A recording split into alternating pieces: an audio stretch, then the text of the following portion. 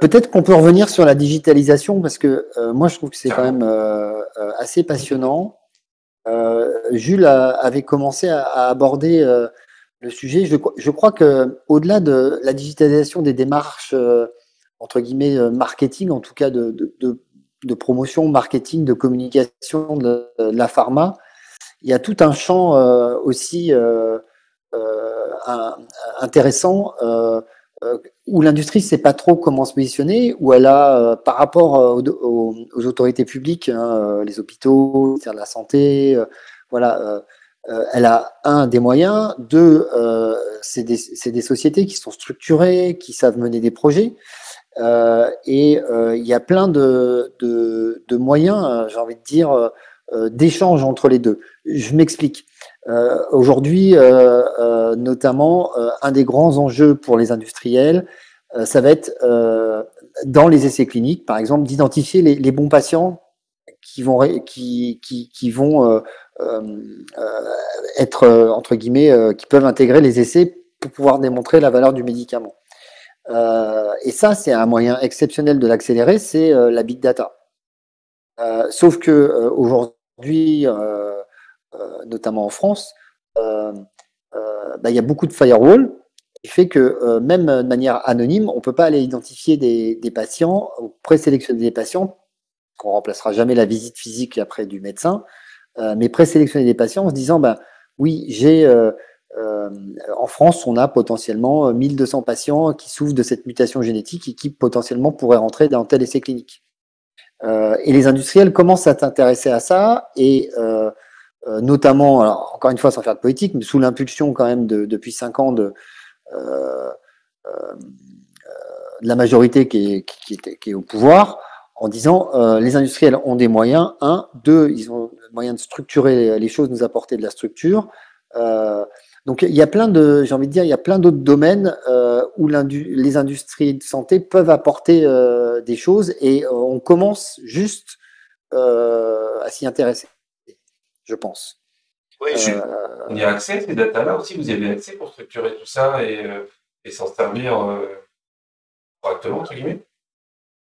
La data à l'échelle du patient, elle est limitée parce qu'il y a la CNIL, il y a des garde-fous évidemment. Après, dans le cadre d'essais cliniques, nous, on a une donnée. Évidemment, quand tu développes des médicaments, voilà, sur des études cliniques, tu brasses de la donnée, ça te permet effectivement d'aller chercher potentiellement des gènes, d'autres sources ou d'autres pistes de développement thérapeutique sur des pathologies. Donc ça, oui, on a accès à ce type d'informations plus scientifiques. Après, je suis d'accord avec Lynn, il y a encore des barrières un peu, voilà, déjà légales. Digital, pardon. Non, vas-y. Non, mais puis il y a une barrière, faut pas la négliger, hein, parce que c'est que en France, on avait beaucoup d'avance, j'ai envie de dire, avec la CPAM, la Caisse primaire d'assurance maladie, qui regroupe tout. Enfin, en tout cas, beaucoup de choses. Et il y a une autre barrière, c'est qu'en France, on est les rois aussi pour que, j'ai envie de dire, chaque structure ait un peu son système. Et on a un gros problème d'interopérabilité en fait des systèmes informatiques. Moi, je pense que c'est un des enjeux majeurs si on veut réussir à digitaliser la santé, mais pas d'un point de vue industriel, hein, d'un point de vue sociétal demain, pour améliorer la prise en charge. C'est réussir en France à faire en sorte que tous nos systèmes soient interopérables. Moi, j'ai quand même l'impression que c'est très très difficile d'avoir de la data. Heureusement, il y a une ultra grosse protection des données de patients et de là, enfin, il y a pas mal de barrières pour pouvoir après faire des choses avec ces données-là. Oui. C'est Mais sûr. justement, l'objectif, c'est d'essayer pour moi, Alors, je prenais exprès l'exemple des essais cliniques. On a été très longtemps, mais c'est un problème qui n'est pas que français, qui est aussi européen. On a été très longtemps en avance parce qu'on a des centres. Enfin, la médecine française est quand même une médecine d'expertise. Il n'y a pas beaucoup, je pense, de pathologies. Je regarde Jules en même temps. Moi, je connais au moins 4-5 pathologies où dans le top 3 mondial, il y a des Français en termes d'expertise médicale, de médecins. Ils sont reconnus mondialement pour leur expertise. Donc on a quand même une médecine qui est experte. Mais sur le problème des essais cliniques, c'est que ce que je vous ai décrit il y a quelques minutes, d'autres pays le font. Donc les firmes pharmaceutiques, vous le savez, elles ont quand même un enjeu de vitesse. À partir du moment où vous avez trouvé une molécule qui marche, vous avez un brevet qui court, donc il y a un enjeu de développer rapidement le médicament. Alors, développer rapidement, c'est pas mal de le développer, c'est juste que les essais se fassent rapidement pour pouvoir déposer un dossier et pour pouvoir le commercialiser, le médicament. Je pense qu'après, il y a d'autres moyens. Les sociétés savantes en France, qui sont des regroupements d'experts dans différentes pathologies, on peut être des partenaires avec eux, on peut créer des partenariats avec eux et mettre finalement notre puissance digitale à leur service. J'ai en tête des grandes cohortes de patients. Enfin, donc là, on est sur des aspects d'essais cliniques, encore une fois, ou en tout cas d'analyse épidémiologique, où on arrive à ressortir des données et être à leur service par des biais de partenariat.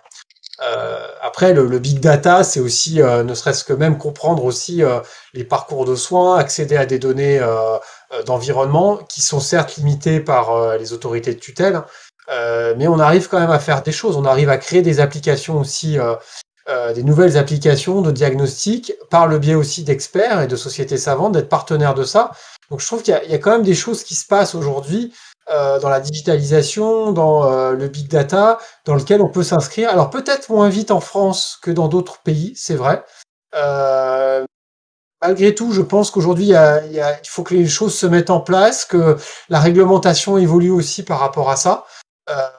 Et c'est vrai que pour le coup, on est peut-être parfois un petit peu un temps de retard sur certains aspects. Mais je pense qu'on y tend petit à petit vers ça. En tout cas, au niveau même ne serait-ce que suivi de la consommation des médicaments en France. Quand nous, au niveau marketing, on analyse finalement le marché de quels produits utiliser, chez quel type de prescripteur, etc., on a accès à énormément de données. Et là, le digital prend tout son sens. Et on est déjà dans la lecture de la performance et l'analyse des données très, très aboutie, je trouve.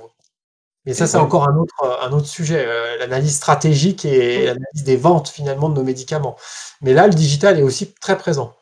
Moi, j'ai une question qui me vient, là, depuis tout à l'heure, de toutes les données dont vous parlez, on pourrait structurer du big data, des choses comme ça. On parle de la CNIL, tout à l'heure, tu parlais de la CNIL, mais en quoi c'est des données qui sont peut-être un peu personnelles? C'est-à-dire que qu'est-ce qui nous empêche d'anonymiser des choses et de se dire que dans la population française, on a toutes les données pour dire qu'il y a, je sais pas, 3% des gens qui ont telle ou telle pathologie associée à une autre, etc. On sache que c'est Madame Machin ou monsieur truc, on s'en fout complètement. On est capable d'anonymiser des essais cliniques, faire le double aveugle, des trucs comme ça. C'est vraiment c'est les autorités de santé qui ont accès à nos données, à ces données-là, mais nous, on n'y accède pas vraiment, en fait, et ça, on ne peut pas.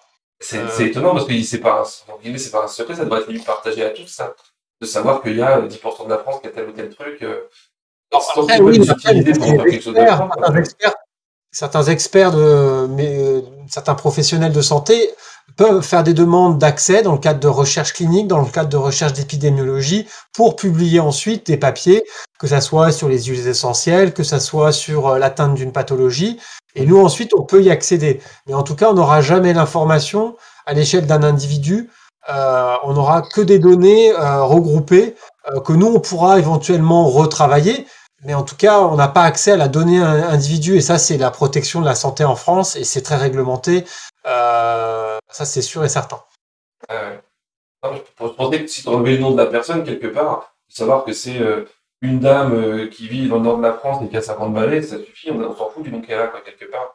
C'est uniquement dans le cadre des essais cliniques, où effectivement, là, si on conduit un essai clinique sur, je sais pas, 1000 patients, il y aura une anonymisation des données, etc. Et donc là, il y a des process qui permettent effectivement de ne pas avoir le nom associé à la personne et de simplement avoir les caractéristiques qui sont nécessaires pour le bon suivi de l'étude et la bonne analyse et la bonne compréhension finalement du médicament qui sera testé.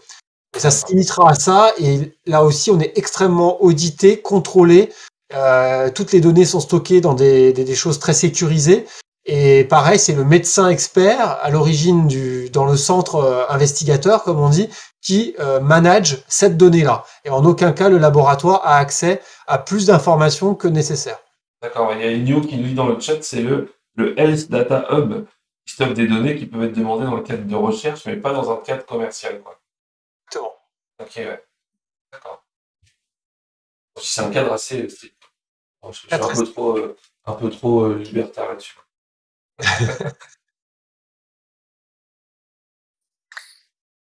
Non, mais c'est complexe comme question entre. Enfin, il y a plein de choses. Il y a ce que disait l'interopérabilité entre les systèmes informatiques des différents. Voilà. Il y a aussi en fonction des ministères des gens qui veulent garder de la donnée. Voilà. Toi, tu n'as pas accès aujourd'hui. Alors, c'est le nouveau Mon Espace Santé qui vient d'être lancé, mais aujourd'hui, tu n'avais pas accès à ton historique. Essaie de demander ton historique médical. Ah oui, À c'est qui vrai, tu le oui. demandes? Bah oui, ton carnet de santé. Alors que tout est tracé dans la CPAM, en théorie. C'est pas en théorie, tout est tracé. Non, mais c'est pas structuré, quoi, c'est ça. C'est pas... Ouais, c'est pas structuré, c'est pas mouliné, c'est pas exploité. Euh, et encore une fois, tu pourrais te dire, bah c'est dans la CPM, on va le transférer dans mon espace santé. Ah non, ils ont fait des systèmes qui sont pas opérables. Non, Enfin, ils bon, se bref. parlent pas et tout ça, machin, ils ont pas la même donnée, c'est pas quoi des pareils. Si, ça serait Heureusement drôle. qu'on n'est que 65 millions, parce que si on serait 1,2 milliard, ça serait compliqué. Tu m'étonnes. Tu m'étonnes. Bon, mais c'est bien. Voilà. Qu'est-ce qu'on se dit d'autre? Qu'est-ce qu'on avait prévu de raconter aussi, les amis? Je regarde le conducteur, la digitalisation, on en a parlé. Le mass marketing avec le marketing individuel personnalisé. Ça, c'était un peu le parcours santé dont si tu parlais, j'ai vu tout à l'heure, c'est ça? C'est des choses un peu plus personnalisées où on essaye d'intégrer un parcours pour faciliter quelqu'un qui a une pathologie entre sa prise en charge et les médicaments associés à la prise en charge à différentes parties du parcours. Si j'en ai compris, moi j'imaginais un marathonien qui ont enfilé des trucs vitaminés à chaque étape là, pour qu'il continue un peu son parcours. Tu as beaucoup d'images en tête. Hein. Non, c'est pas ça du tout. Ah non, mais peut-être je me plante, hein, tu vois. Non. Mais je trouvais ça intéressant, tu parlais de travailler en équipe sur le parcours de prise en charge d'un patient qui va être un peu standardisé tel que je l'ai compris, où tu vas essayer de faciliter sa prise en charge à des temps donnés, des jalons sur un parcours qui d'un côté va devoir voir tel professionnel de santé, tel médecin, utiliser tel ou tel schéma thérapeutique avec tel ou tel médicament à telle étape, etc. C'est un peu ça le marketing individualisé, enfin, ou le côté. C'est pour simplement comprendre qu'est-ce que vit un patient tout au long du diagnostic, enfin même pas du diagnostic, au tout départ. Qu'est-ce qui fait qu'à un moment il va être amené à consulter un médecin généraliste?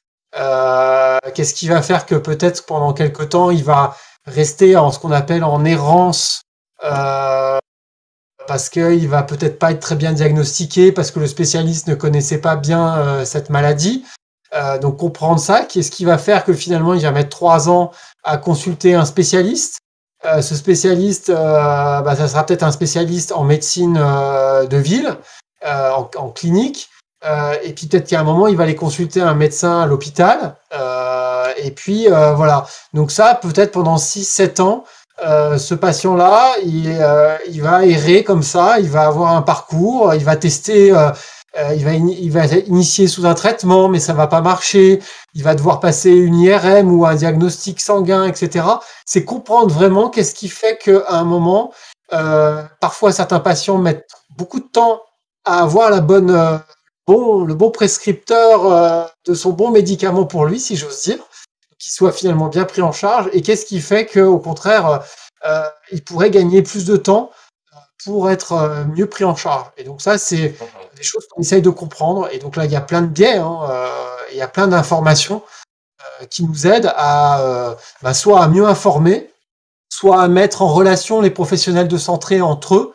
Parfois, il nous arrive d'organiser justement des réunions entre professionnels de santé de 2 domaines différents, parce que la maladie de l'un peut alerter sur la maladie d'un autre. Et ça peut aider finalement un patient d'être mieux pris en charge à la fin. Donc, c'est toutes les étapes du parcours patient qu'on essaye de bien comprendre pour à la fin, finalement, améliorer la prise en charge de ce patient-là. C'est super intéressant, je trouve.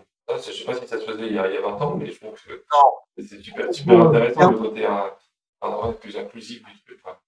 Alors, il est déjà 21h39, et du coup, le temps passe. Et il y a Ludo, un certain Dolu Dijon 21, qui propose de finir avec une bourguignonne.